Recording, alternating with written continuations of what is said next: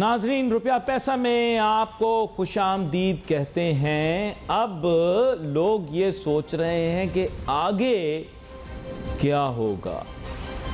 सियासत में तो रख दी हमने सारी गलत रिवायात,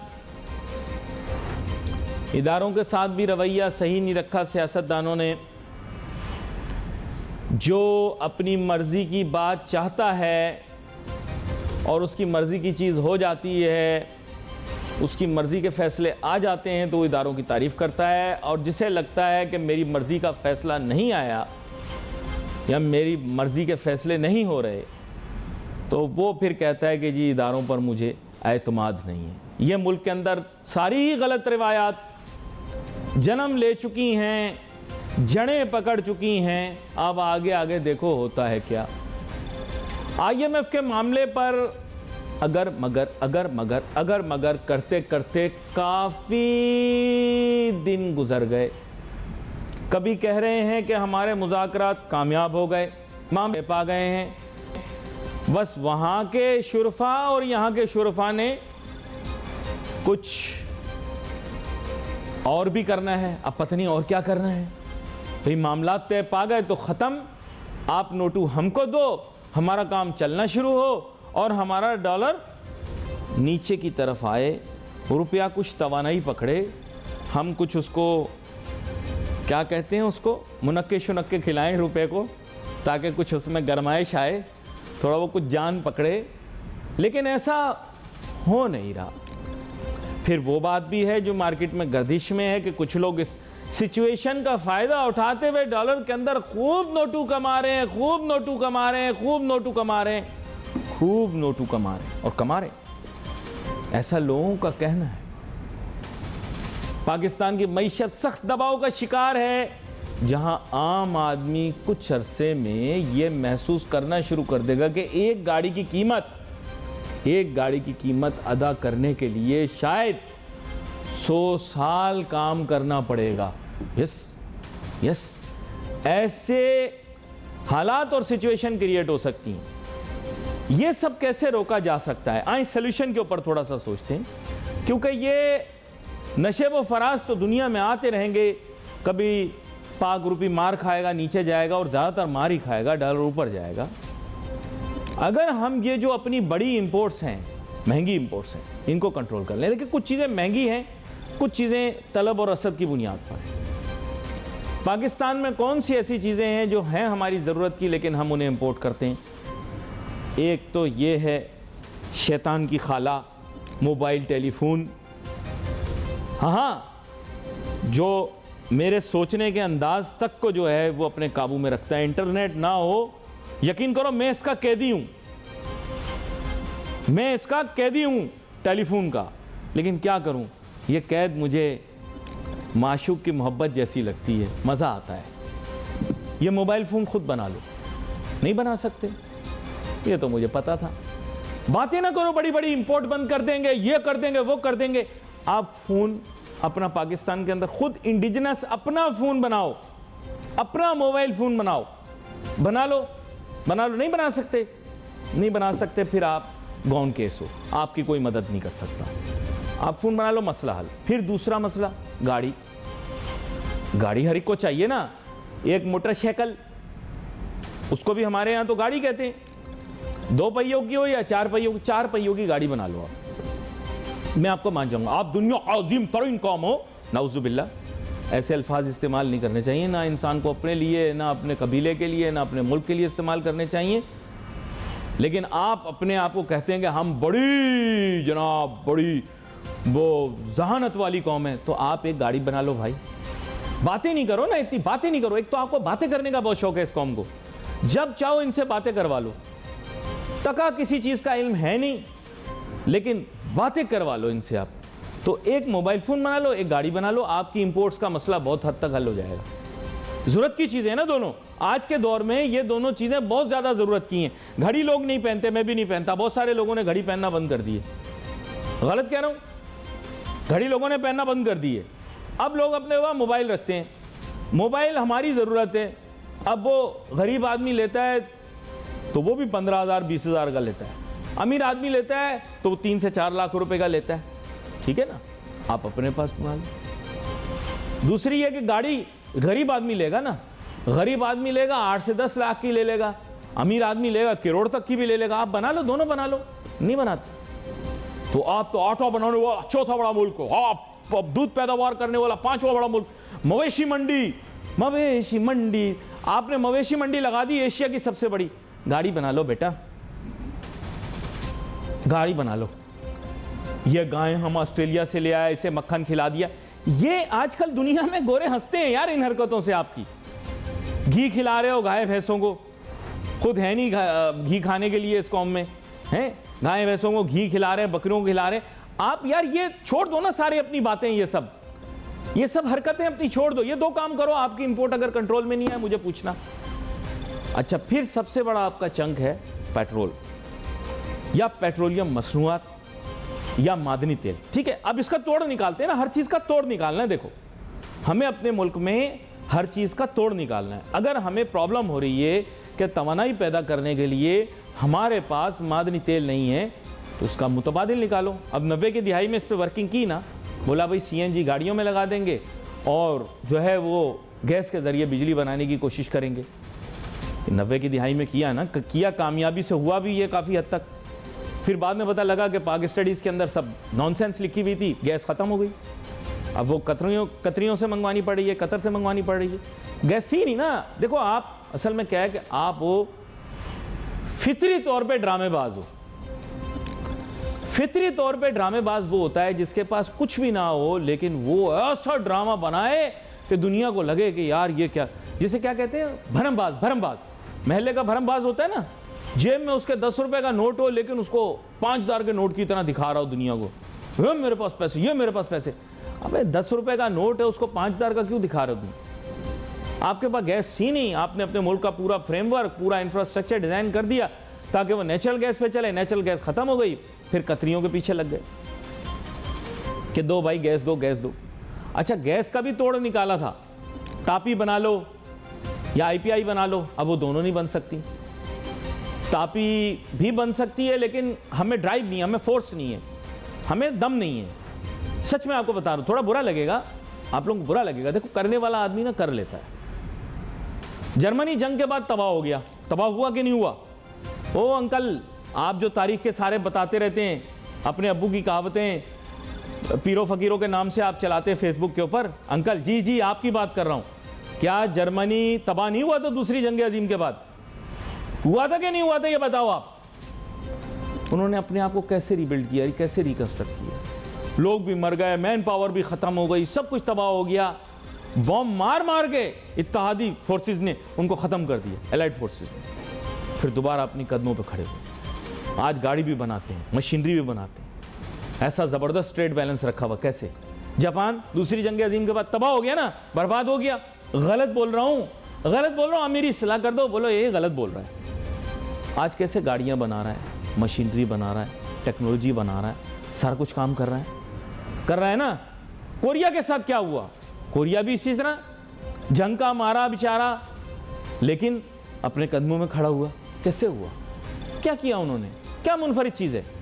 एक चीज़ जो इन तमाम कौमों के अंदर मुश्तरक है नाजरीन, चाहे वो जर्मनी हो, जापान हो, कोरिया हो, वियतनाम हो, वो भरमबाज नहीं है, वो आजीज से चलते हैं। कभी मैंने जापान के वजीर आजम को तड़ियां देते हुए नहीं देखा, हम दुनिया का अजीम तरीन मुल्क हैं, हम नाउजुबिल्ला, ये सब हरकतें नहीं करते देखा। कभी एंजेला मर्केल इतने चांसलर नहीं कर रही जर्मनी की, पूरी यूरोप की मईशत उन लोगों ने चलाई।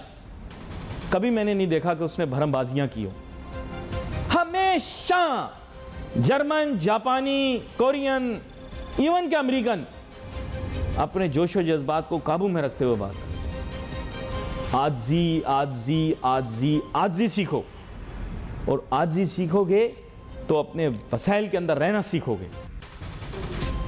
स्टेप बाय स्टेप सॉल्यूशंस जिनसे हम देरपा हल निकाल सकते हैं। US डॉलर का रेट भी नीचे आ जाएगा, पाकिस्तान की एक्सपोर्ट भी बढ़ जाए और पाकिस्तान की इंपोर्ट्स रिड्यूस हो जाएं। तो सबसे पहले जो फर्स्ट प्रॉब्लम्स हैं उनको रिजॉल्व करते हैं। यानी पाकिस्तान का जो सबसे मेजर इशू है वो हमारे इंपोर्ट्स हैं, जो कि बहुत ज़्यादा हैं। और ब्रेक पे जाने से पहले मैंने मुख्तसरन जिक्र किया, उसी चीज़ को रिवाइज और रिव्यू करके फिर आगे लेकर चलते हैं। नंबर 1, ये मोबाइल फ़ोन्स पाकिस्तान के अंदर मैन्युफैक्चर होने चाहिए, पाकिस्तान के अंदर ही बिकने चाहिए, और अगर मौका मिले तो हम एक्सपोर्ट भी करें अपने इर्द गिर्द के ममालिक में, है ना।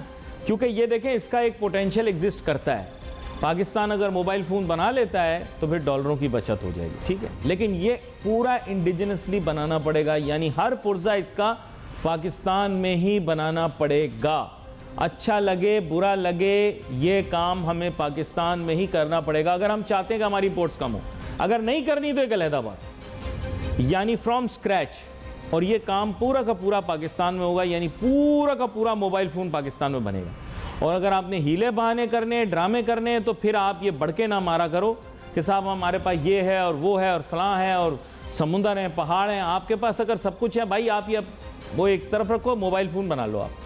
दूसरा मैंने बताया कि गाड़ियाँ भी इंडिजिनसली आपको बनानी पड़ेंगी, यानी उसकी तमाम चीज़ें आपको पाकिस्तान में बनानी पड़ेंगी, क्योंकि तकरीबन तमाम चीज़ें उनका खाम माल पाकिस्तान में मुयस्सर है।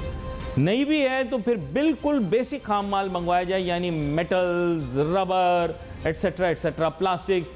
इस कोई चीज़ अगर बाहर से मंगवानी है तो मंगवा लें थोड़ा बहुत, लेकिन बाकी पूरी की पूरी गाड़ी जो है वो पाकिस्तान में बनेगी। तो पाकिस्तान का ज़र मुबादला महफूज रहेगा और पाकिस्तान की इंपोर्ट्स में कमी आएगी। और मैं आपको बता सकता हूँ, अगर पाकिस्तान इंडिजिनसली गाड़ी बनाता है तो ये पॉसिबिलिटी एक रीजन में वो दूसरे ममालिक को भी दे सकेगा, ठीक है जी। ये दो चीज़ें हो गई।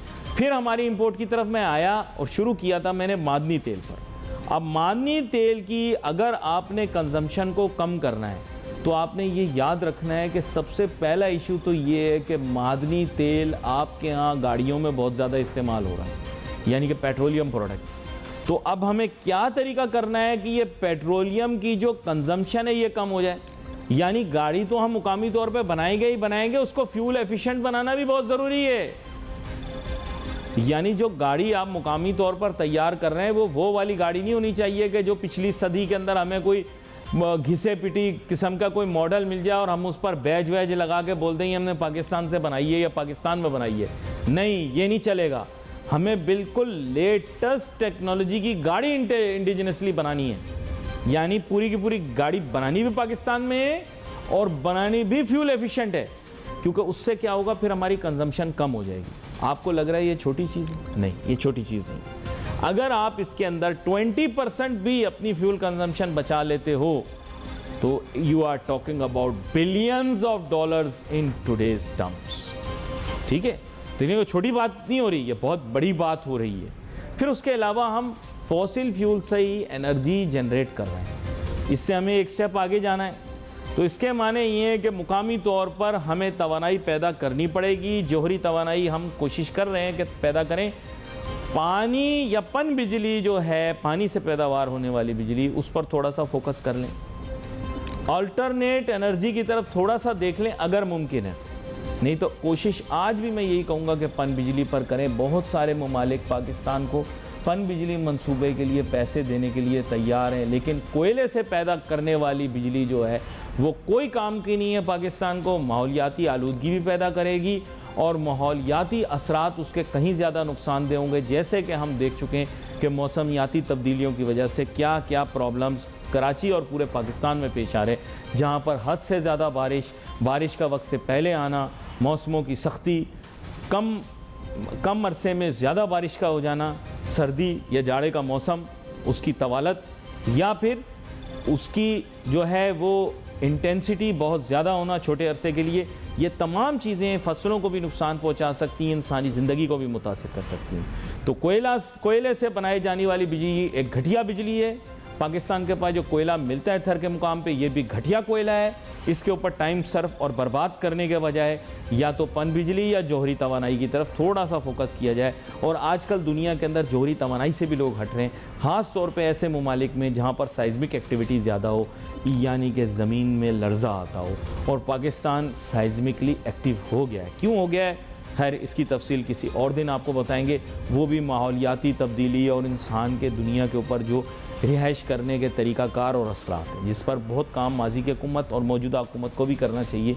दरख्तों का लगाना, माहौलियाती आलूदगी को रोकने के लिए बहुत सारे काम हो सकते हैं। खैर, ये एक बात हो गई। यानी पेट्रोलियम मसनूआत के इस्तेमाल को कम करने के लिए। अच्छा, फिर क्या है, एनर्जी एफिशिएंसी को लेकर आना, जिसके माने ये है कि एलईडी लाइट्स टैक्स फ्री की जाएं, एलईडी लाइट्स की मैन्युफैक्चरिंग इंडिजिनसली अलाउ करनी चाहिए, और जो भी बंदा पाकिस्तान में आकर जदीद टेक्नोलॉजी के तहत एनर्जी कंजर्वेशन प्रोडक्ट्स बनाना चाहता है 5 साल के लिए उसको मुकम्मल टैक्स छूट दे दें। क्यों? इससे क्या होगा, पाकिस्तान के अंदर ऐसे लोग जल्दी आ जाएंगे जो एनर्जी कंजर्वेशन के मौजू पर या निज़ाम पर बात करना चाह रहे हैं। इससे क्या होगा, पाकिस्तान सेल्फ सफिशिएंट होगा। रेजिडेंशियल को ज़्यादा से ज़्यादा सोलर और विंड या अल्टरनेटिव एनर्जी या रिन्यूएबल एनर्जी की तरफ शिफ्ट करना। इसमें क्या है कि ये जो काम आजकल हो रहे हैं ये बिल्कुल गलत है, इसका उलट होना चाहिए। पाकिस्तान में सोलर सेल्स प्रोडक्शन भी शुरू होनी चाहिए, क्योंकि पाकिस्तान में इसकी डिमांड बहुत ज़्यादा होगी। अगर हम पाकिस्तान के अंदर इंडिजिनसली के माने ये होते हैं खुद बनाना, ठीक है, ये को इंग्लिश का बड़ा भारी लफ्ज़ बता दिया, खुद इन्हिसारी, इंडिजिनसली, खुद पैदा करना, खुद बनाना, खुद कोशिश करना कि हम कुछ कर सकें। नाउज़ुबिल्लाह, वैसे तो पैदा करने वाली हर चीज़ मेरे रब की ज़ात है, लेकिन इंसान जो है वो अपने तय कोशिश करे कि जो अपनी मेहनत से कर सके वो करके दिखाए, ठीक है। अब इसके बाद क्या है, पाकिस्तान की मेजर इंपोर्ट्स में मशीनरी, केमिकल्स हैं। मशीनरी आपके मुल्क में तैयार हो सकती है, आप बाहर के ममालिक से क्यों क्यों बुलवा रहे हैं, मंगवा रहे हैं। प्रॉब्लम क्या हो रही है कि पाकिस्तान दूसरे ममालिक से मशीनरी मंगवाता है अपने मंसूबों के लिए, चाहे वो सीपैक हो या कोई और। अब सीपैक के सिलसिले में क्या ड्रामा खेला गया ये तो आपको पता ही है। सीपैक तो मैं कब से शोर मचा रहा हूँ कि सीपैक का मंसूबा ठीक है ही नहीं, ये पाकिस्तान के मुफाद में भी नहीं है, इससे बहुत नुकसान पहुँचा पाकिस्तान की मईशत को। देखें, अगर मैं गलत कह रहा हूँ मैं आपके सामने जाविया रख देता हूँ, ये मुख्तसरन मैं बात करूँगा सीपैक के ऊपर, वक्त हमारे पास कम है। सीपैक का मंसूबा अगर जो आप कह रहे हैं कि सीपैक के माने हैं चाइना पाकिस्तान इकोनॉमिक कॉरिडोर, यानी एक कॉरिडोर है जो कि पाकिस्तान और चीन के दरमियान होगा, कंडुइट होगा, ठीक है। इसके ज़रिए या तो सामान की तरसील पाकिस्तान से चीन होगी या चीन से पाकिस्तान होगी। गलत तो नहीं कह रहा ना, मुझे मेरी इस्लाह करो अगर मैं गलत कह रहा हूँ भाई, मेरी इस्लाह करो अगर मैं गलत कह रहा हूँ। यानी सामान या तो पाकिस्तान से चीन जाएगा या चीन से पाकिस्तान आएगा। लेकिन बात यह है कि चीन के जिस हिस्से के अंदर हमने जाकर सीपैक का रूट जोड़ा है, जो हमारा मुबैना तौर पर सीपैक का रूट है, उस इलाके में तो कुछ है ही नहीं, उस इलाके में तो कुछ है ही नहीं ना, उस इलाके में तो कुछ है ही नहीं जहां पर जाकर हमने अपना सीपैक का रूट जोड़ा है। अब ये हम कह रहे हैं कि हमने गवादर से एक रूट बनाया है जो चीन के बॉर्डर पर जाकर मिल जाता है। तो मेरा सवाल ये है कि गवादर में तो इस वक्त कोई प्रोडक्शन नहीं हो रही, इतने साल हो गए कोई इंडस्ट्री, कोई मेजर इंडस्ट्रीज नहीं शिफ्ट हुई, ना ही वहाँ पर इतने वसाइल और मामलात अभी तय हुए। तो खैर अब इसको अगले प्रोग्राम के अंदर इस मामले को लेकर चलेंगे। आज के प्रोग्राम के अंदर हमारे पास जितना वक्त था हमने कोशिश की उसमें हम गुफ्तगू कर लें। नाज़रीन, wait for message on Facebook. Ali Naz, जा दीजिए, अल्लाह हाफ़िज़।